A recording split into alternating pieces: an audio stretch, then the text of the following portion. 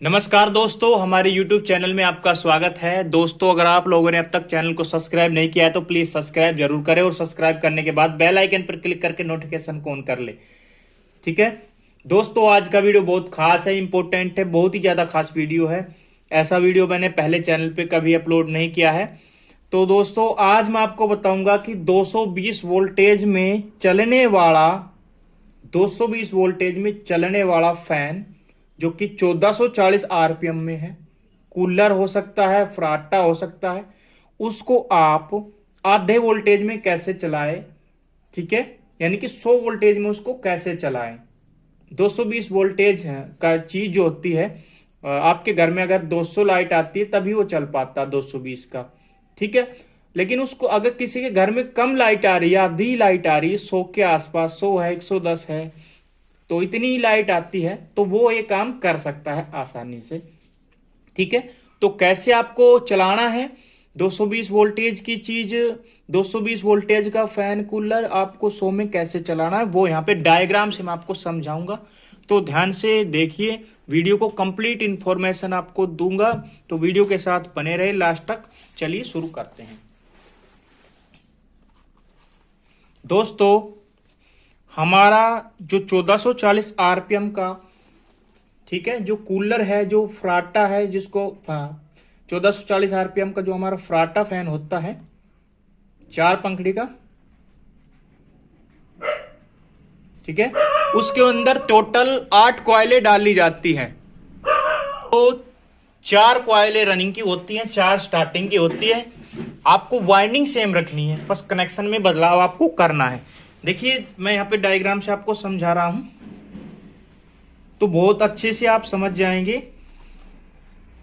ठीक है, जब आप मोटर को रिवाइंड करते हैं तो मैं यहाँ पे कॉइलें बना देता हूं पहले।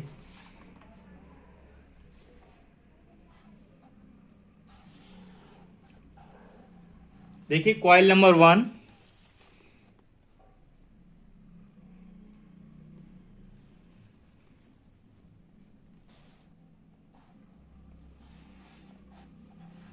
कॉइल नंबर 2 हो गया,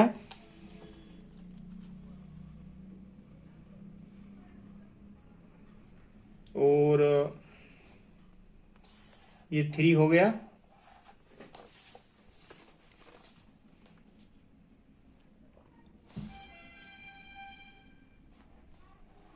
और ये 4 हो गया। ये सभी रनिंग की हैं। ठीक है, 1 2 3 4, ये 1 है, ये सभी रनिंग की हैं।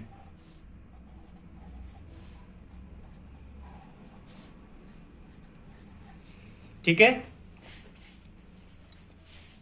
तो ये सब रनिंग की हो गई, और इसी तरह होती है स्टार्टिंग की। तो अब ध्यान से देखिए, हम इसके कनेक्शन जो करते हैं, आपने पंखे को रिवाइंड कर लिया है 1440 में, कूलर को रिवाइंड कर लिया है 1440 में, और 4 कॉइलें आपकी रनिंग की हैं, 4 बाकी स्टार्टिंग के बाद में बताएंगे स्टार्टिंग के बारे में। तो पहले रनिंग के बारे में बताते हैं। तो इसके सभी के 2 तार होते हैं, एक इनर होता है, एक आउटर होता है। ठीक है, एक इनर होता है, एक आउटर होता है।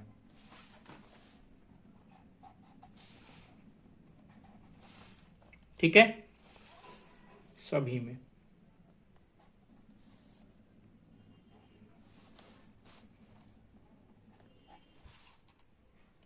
तो आपको एक काम करना है, आपको इनर आउटर से कोई मतलब नहीं रखना है, कोई भी मतलब नहीं रखना है। सिंपल भाषा में बता रहा हूं। पहली आपने पहला जहां से आपने रिवाइंड शुरू किया उसको पकड़ सकते हैं, या खत्म किया उसको पकड़ सकते हैं, बीच वाले को पकड़ सकते हैं, कोई से कॉइल को पकड़ लो, कोई कंफ्यूजन नहीं, कोई सा तार, कोई सी कॉइल का एक तार पकड़ लो। ठीक है, एक तार छोड़ना है उस कॉइल का जो पकड़ा आपने। मान लीजिए पहली कॉइल का हमने ये वाला तार पकड़ लिया है, अब इसको 1 से 3 में आप जोड़ दो। तो 1 2 3, 1 से 3 में इसको जोड़ देना है। 1 से 3 में इसको यहां पे हम जोड़ देते हैं, तो ये तार 1 से 3 में जुड़ गया है। ठीक है, अब एक का कनेक्शन दूसरे के साथ हो चुका है। ठीक है, अब आपको करना क्या है कि आप 3 पे पहुंच जाओ, 3 पे। ठीक है। आपने सबसे पहले हमने पहले का दूसरे के साथ कॉइल के साथ कनेक्शन किया 1 से 3 में, तो इनके 2 तार जो बचे हैं, पहले का बचा है एक दूसरे का बचा है, इनको कनेक्शन नहीं देना है 3 4 में। अब 3 4 का भी कनेक्शन इसी तरह से आपको करना होगा। जैसे हमने पहले सेट का, ठीक है, एक तार छोड़ा था और अगला तार जोड़ा था, ऐसे ही हमने पहले इसका एक तार छोड़ देना है, तीसरे सेट का छोड़ देना है, और अगला तार ये वाला पकड़ना है, 1 से 3 में जोड़ना है, 1 2 3, 1 से 3 में जोड़ देना है। ठीक है। अब ये 2 पॉइंट बच जाते हैं, 3 नंबर 4 नंबर के भी। टोटल हमारे पास 4 पॉइंट बचे हैं, पहले का, दूसरे का, तीसरे का, चौथे का। अब हमको देखना है कि कौन सा पॉइंट किस पॉइंट के सामने है, जस्ट आमने सामने होने चाहिए। तो पहले के सामने है तीसरे का और दूसरे के सामने चौथे का। ठीक है। अब इनको आप क्या करें, एक कर दें। ठीक है, एक कर दें। मैं थोड़ा कलर थोड़ा सा यहां पे चेंज कर लेता हूं।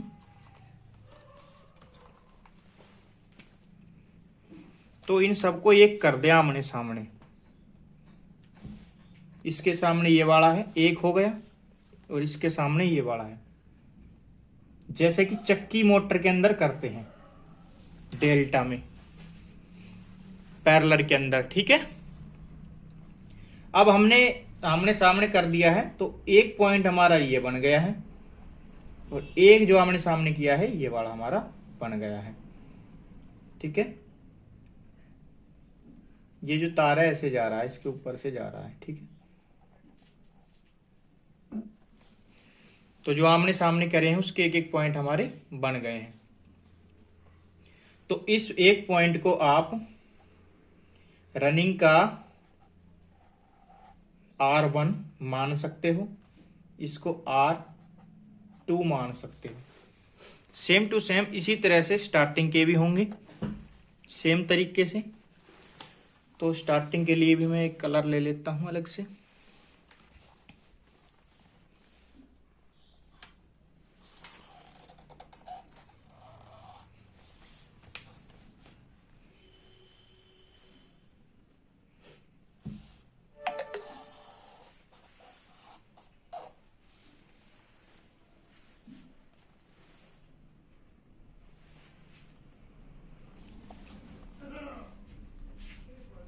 तो दोस्तों सेम तरीके से यहां पे मैं बना रहा हूं डायग्राम स्टार्टिंग का भी। ठीक है। अब दोस्तों स्टार्टिंग वाले में भी इसी तरह से देखिए, सेम तार हैं, सेम तरीके से कनेक्शन करने हैं।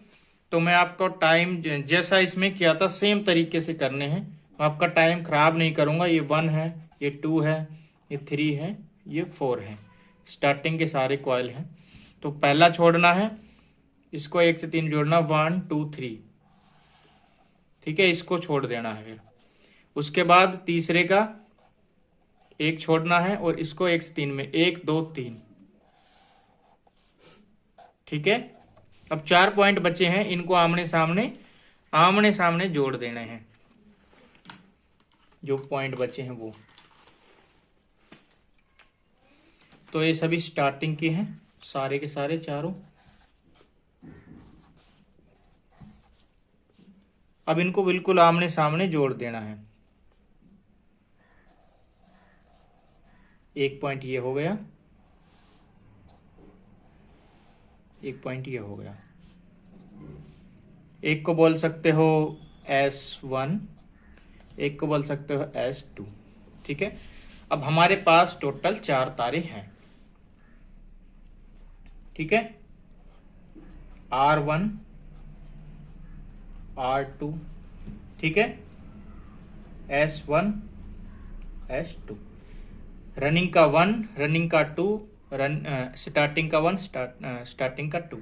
अब आपको क्या करना है कि एक एक तार लेना है, एक रनिंग का लेना है, आपको रनिंग का 1 लेना है। ठीक है। और स्टार्टिंग का 1 आपको लेना है। ये पॉइंट्स हैं, इनको आपस में जोड़ देना है। ठीक है, ये आपका कॉमन बन गया है।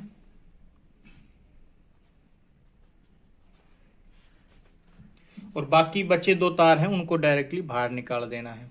तो 3 तार बाहर निकलेंगे। ठीक है, मैं यहां पे बता देता हूं, आपको अच्छे से समझा देता हूं। चाहे तो आप चारों को बाहर निकाल सकते हैं, चारों को। ठीक है,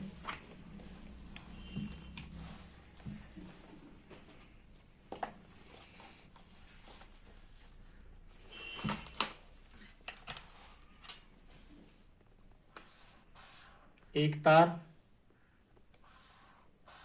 दूसरा तार,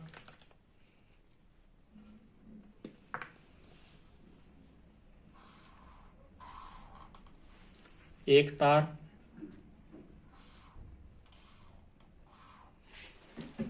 दूसरा तार। ठीक है, ये 1 है, ये 2 है। ठीक है, और इसी तरह से ये 1 है, ये 2 है। ये रनिंग के हैं, ये वाले स्टार्टिंग के हैं।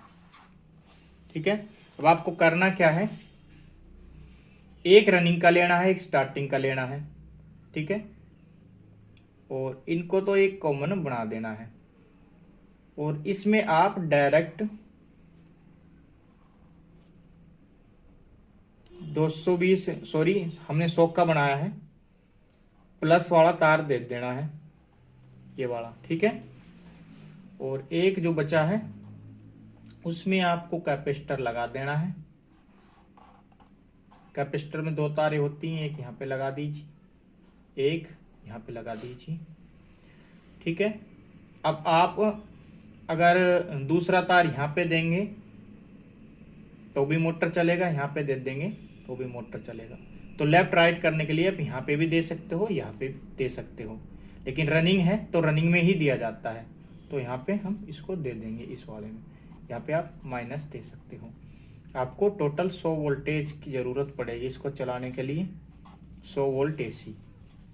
100 वोल्ट एसी में आपकी मोटर आराम से चलेगी। कैपेसिटर आपका जो है वो आप पंखे के हिसाब से, मोटर के हिसाब से जो लगाते थे वो लगा सकते हैं। आपको थोड़ा सा छोटा करना पड़ेगा। ठीक है, थोड़ा सा कम करना पड़ेगा। जैसे आप 4 का लगाते थे तो आपको उससे कम करना पड़ेगा। 6 का लगाते थे तो आपको 4 का करना पड़ेगा। 8 का लगाते थे तो आपको 6 का करना पड़ेगा। वो इसलिए क्योंकि कॉइल भी यहाँ पे रेजिस्टेंस भी कम हो गया है और कैपेसिटर की इतनी अब जरूरत भी कम है। ठीक है, तो आप अपना कैपेसिटर भी जो है वो घटा सकते हैं अपने स्पीड के हिसाब से, मोटर के हिसाब से। तो कैपेसिटर भी आप घटा सकते हैं। जैसे आप 4 का लगाते थे तो आपको 2 पॉइंट या आप 2.5 का लगा सकते हैं। अगर 2.5 पे ठीक स्पीड नहीं मिलती है तो आप 3.15 का लगा सकते हैं। इससे ज़्यादा आपको नहीं लगाना है। इससे ज़्यादा आप लगाने की कोशिश करेंगे तो वाइंडिंग जलने के चांसेस रहेंगे। ठीक है, तो ये चीज़ आप ध्यान रखिए। कैपेसिटर आपने घटाना है क्योंकि यहाँ पे वोल्टेज घट गई है और कॉइल का रेजिस्टेंस भी घट गया है।